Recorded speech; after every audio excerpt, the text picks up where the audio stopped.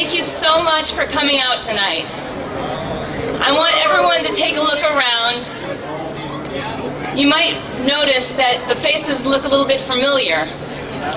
We've actually been fighting for this planet and for the health of this region for a couple years now. We've been under attack by the coal industries, and now, Friday, we heard about this supplemental environmental draft statement that was released conveniently on a 3:30 right before the Super Bowl, hoping that we wouldn't notice.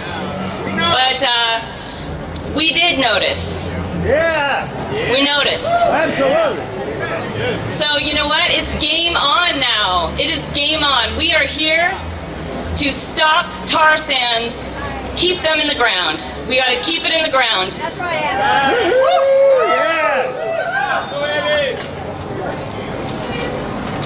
So tonight, there are over 300 vigils that are happening in cities all across the country, right here, right now. All that we're connecting right now. And we are here to say no. We're going to stop this thing.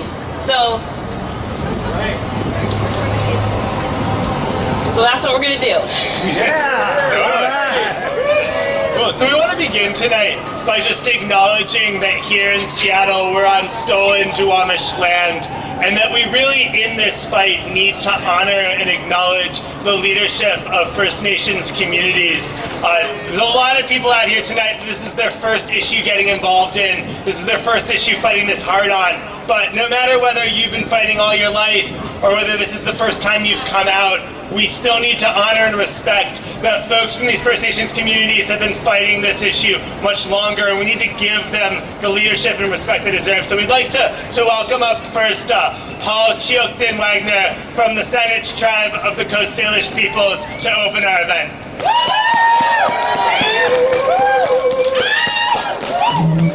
Haishka Siem Nistela Cha. Iasin Tachel Swahela. Good to see everybody at Nate on this night.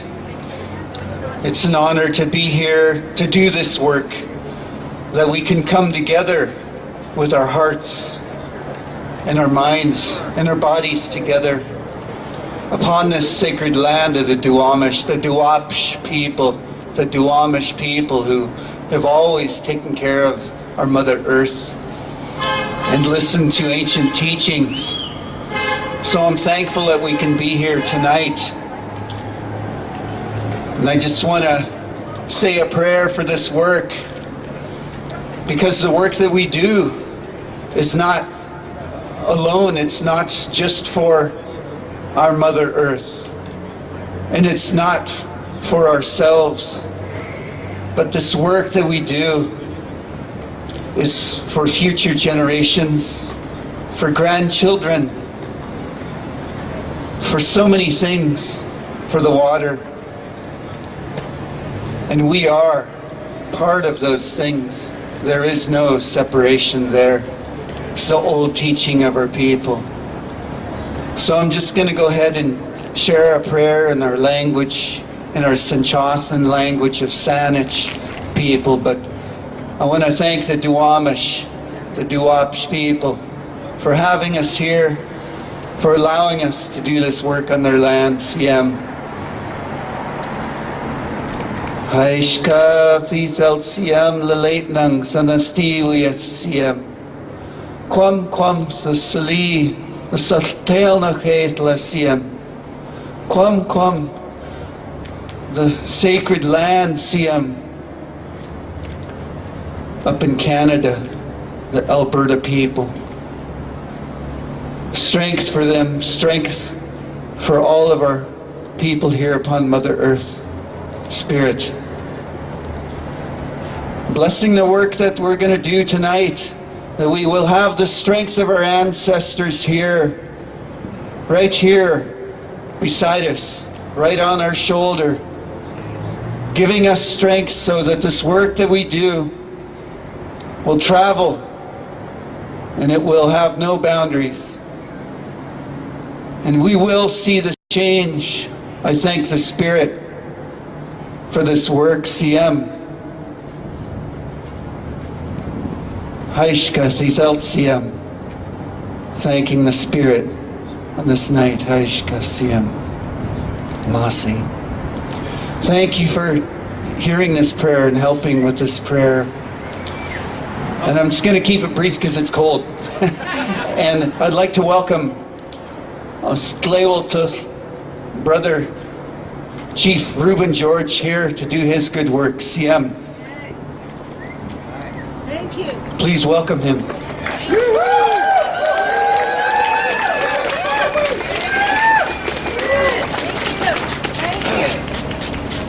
Hey CM, Hojka CM, Siaya. Chief Skalutstan Snot to Slawitu. Chief Jotunan Snot to Slawitu Squamish. It's funny, our political leadership and the distractions that they think they could, with the football game on, and they think they could slip things by. But what I'm concerned about is the people that we gotta touch. You know, not long ago, 3 years ago, you asked me any environmental questions, and I'm sorry, I wouldn't be able to give you the answers. But when I started to find out the true facts, the two true facts of why Canada is the #1 country polluter of the world, the true facts of the Alberta tar sands and the destruction that it causes, that it takes 2 tons of earth to get 1 barrel. It takes 3.5 barrels of water to get 1 barrel. The size of earth that they want to move is the size of France or the size of Florida. My friends who live there, who I work with that are fighting this, the doctor told them not to bath their little babies, their little children like we see here, for more than 2 minutes at a time, or they'll get sick and get cancer. Like the people there, the highest concentration rate of cancer in Canada, in that area. You know, in dire times, and the indigenous people like myself, growing up in poverty, sometimes we'd go hunting and fishing for sustenance. Like there, that's what they're trying to do now. But the elk have cancerous cyst size of a baseball on them. They have to send the liver out to get tested to see if they can eat it. The trout have cancerous cysts the size of a golf ball on them because the water's polluted. They're eating and drinking. They're eating the grass and they're drinking out of the water, and it's polluted. The people there are dying. The life there is dying. The Canadian government give $1.6 billion in subsidies to these fossil fuel companies, looking out for that 1%, which I'm afraid that's what I'm starting to see that's going to happen to here. My children are from here. They're from this land right here. They're from Tulalip. When I made a decision to switch careers is because of these facts that I'm finding out, that I had to take some steps forward to make some choices for the future generations of our children. And Keystone and Kinder Morgan and Enbridge, the executives and the owners of the Alberta tar sands, you're part of the human race too, because you're too blind by your greed, because you're too blind by the thirst of power, that you're unable to do it for your future generations. My family, with each and every one of you, will do it for you too, because you're part of the human race. We'll stand up and fight for your children. We'll stand up and fight for your future generations. I'm afraid of our governments that are in control, because they consistently look out for that 1%. The Harper government in Canada, they're stepping forward and they're giving tax breaks, they're giving subsidies. You know, I look at the Tsleil-Waututh Nation, or where my children are from, Tulalip. Economic development. I seen with my nation, they put money aside for social issues. They put money aside for education. They put money aside for employment training. We put money aside for our environment. We did an elk reintroduction program in our traditional territory, and first time in 100 years, we have elk thriving in our territory. Started with 24, and now there's 200 in a short time. We did salmon rehabilitation programs in every creek and every stream in our traditional territory. There's about 40 of them, and now they're starting to thrive. The city of Vancouver, our partners, have cleaned up some of the waters in some of the dirtiest areas in Vancouver, and the first time in years, herring went and spawned up there. That's what a government should be doing. We should be looking out for our children. We should be looking out for our environment. We should be looking out for the things that will help our children have a future and love what we have. We look at Seattle here in Vancouver, your sister city. It's one of the most beautiful places to live, a beautiful place to be a part of, because it's clean, because we have the mountain, because we have the waters. It's beautiful here. And that's why we're standing up, and that's why we got to do something. I truly believe,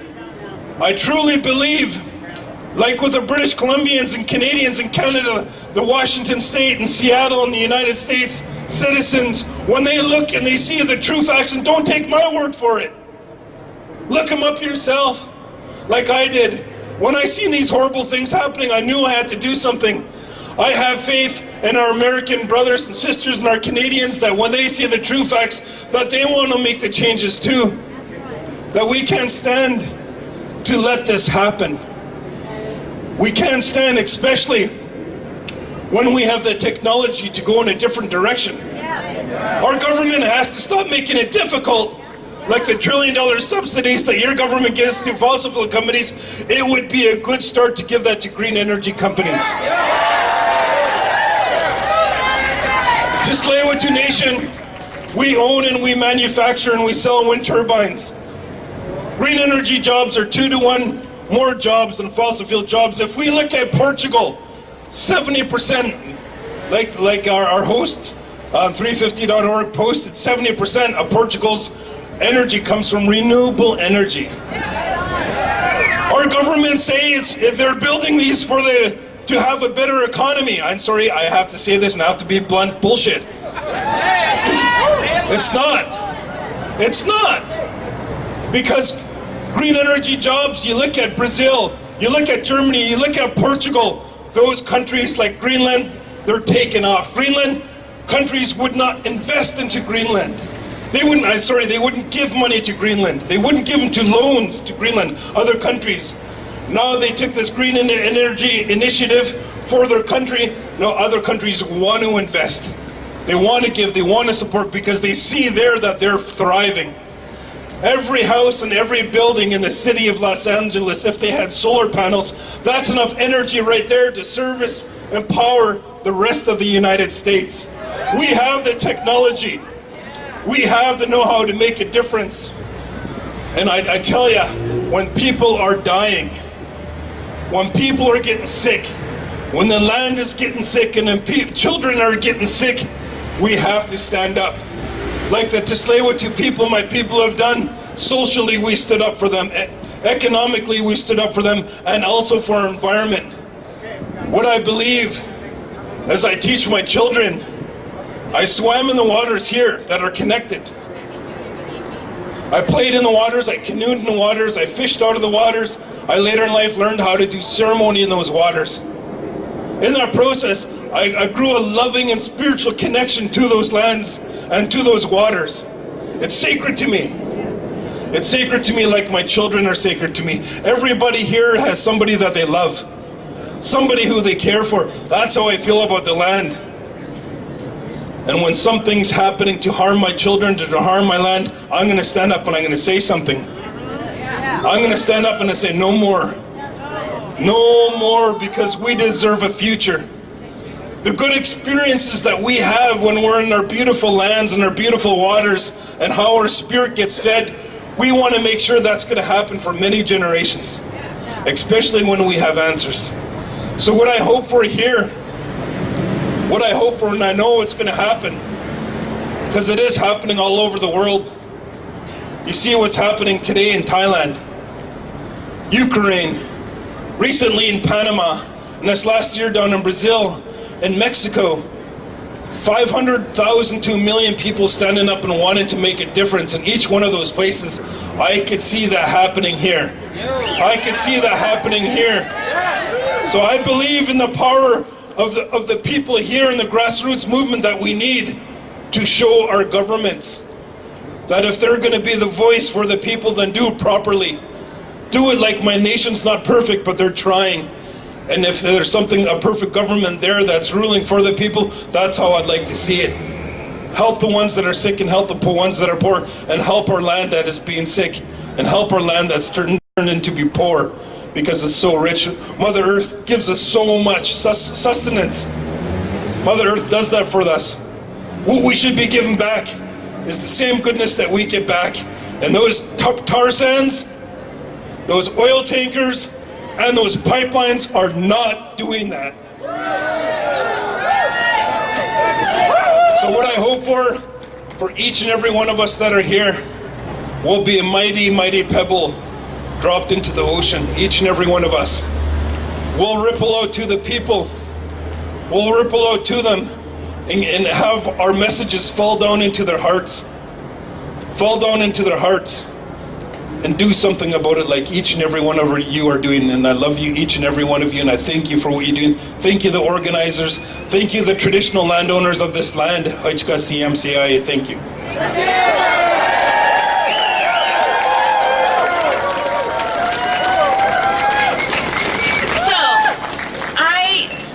Don't know what I'm doing.